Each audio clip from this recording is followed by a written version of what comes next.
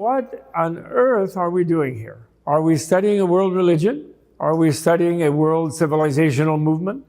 Are we studying a non-Western or pre-modern science? Perhaps all three.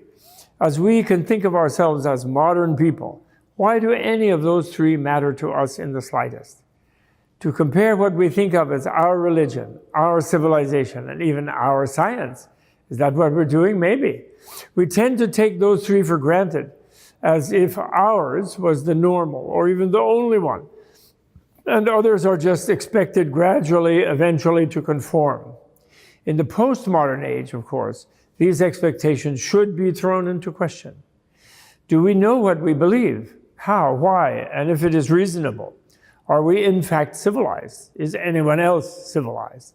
Is our materialist science, i.e. scientific materialism, the one and only science, pure and simple?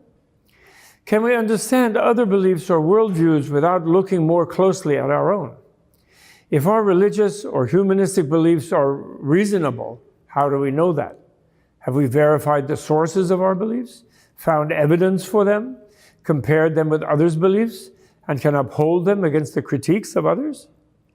If civilized means not wild, self-controlled, just and fair, gentle and kind, and wise and insightful, why are we engaged in hundreds of brutal wars all the time, and also reckless about the environment, the entire planet? If our science is supposed to understand realities, physical, social, and mental, how come we are so confused about what reality really is? We finally found a Higgs boson to support our sense of the existence of mass, good for our physicists in Europe.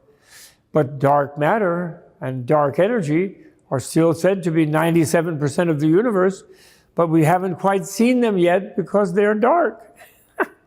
Our modern societies are riven by violence and huge economic gaps, seemingly at the breaking point all the time. The mind is not supposed even to exist, yet antidepressant sales are booming and other addictive drugs spread like wildfire. Our medical system is great at surgery and powerful drugs are there with their dangerous side effects to be sure, but our food system is toxic.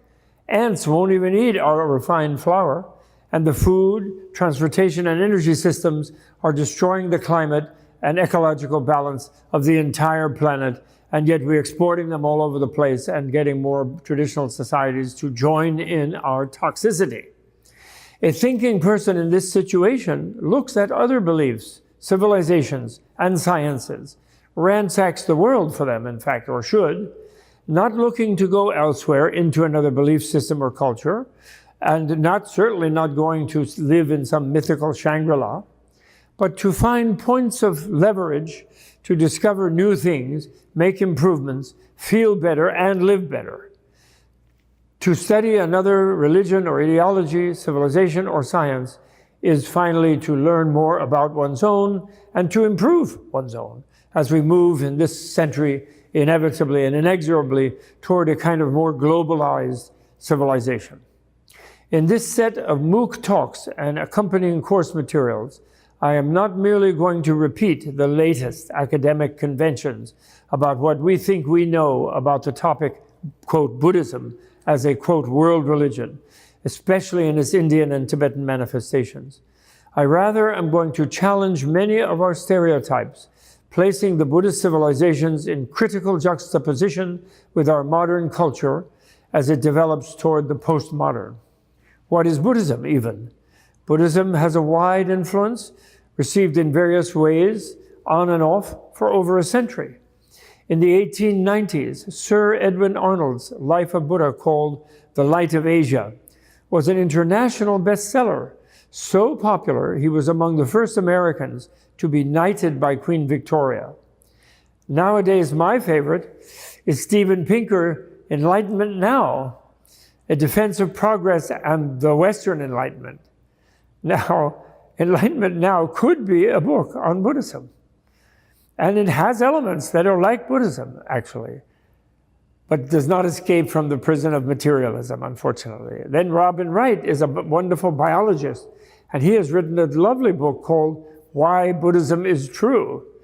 But then he immediately goes to say, well, I don't like former and future life and this and that, and I'm not talking about that sort of Buddhism. I'm just talking about some meditative business, you know. So neither of them are really, those books are really about Buddhism, generally understood as the name of a religion. Religion, quote, usually defined as a non-rational belief system and associated ritual behaviors. Pinker's is really about the Western Enlightenment of the 17th century, or precisely the triumph of rationality and science over religion. And what Stephen doesn't know is that that triumph happened in the 6th century before the Common Era, throughout Eurasia, actually, not only in India, but everywhere, but perhaps more fully in India than in the West or in East Asia. And Wright's book is about the remarkable people he encountered among Tibetan Buddhist monks and some aspects of their pleasant view of life, which deeply moved him and impressed him, and that's why he wrote that book.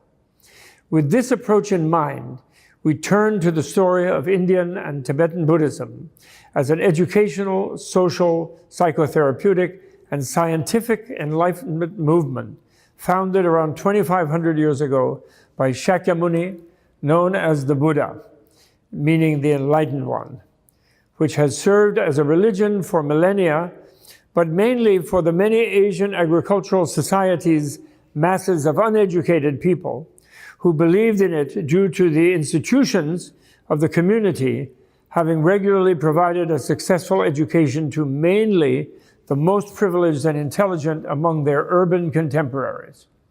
In teaching about this remarkable phenomenon, I will not be repeating the conventional stereotypes about Buddhism as an exotic Eastern religion, but will approach it multidimensionally as the complex matrix of a civilizational movement.